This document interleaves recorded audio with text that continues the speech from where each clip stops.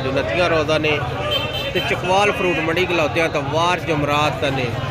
तो मौसम बड़ा खुशगवार हो गया ने रात में भी हल्की बारिश हुई है हुण भी बदल बड़े ने बारिश किसी टाइम भी आ सकती तो चकवाल फ्रूट मंडी खलोते हैं तो फ्रूटा का रेट पता करे ने कि चल रहा पहले स्ट्रॉबेरी का रेट पता कर गई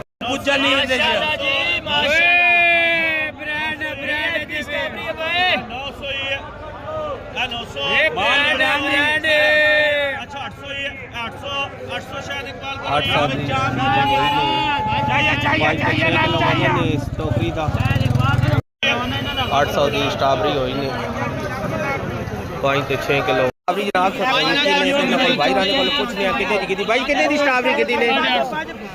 केड़ी जगह तो आए हो लुधियाल तो आए ने जी स्ट्रॉबेरी 850 की 5 तो 6 किलो स्ट्रॉबेरी ने भी आए पे ने चकवाल फ्रूट मंडी काटन का रेट पता करे ने भाई जी कितने का काटन है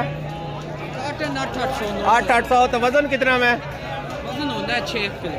5-6 किलो वजन रेट पता करे ने कितने का अच्छा 1500 कितना वजन है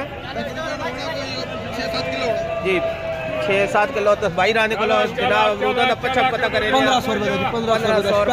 स्ट्रॉबेरी भी अगर काफी लगी ने चकवाल फ्रूट मंडी 800 की विकदी ने 40 दाने का किलो का वेट पता करे ने 950 पे बेचने 900 रुपए लगा 900 रुपए का 48 दाना में सैंपल लगे हुए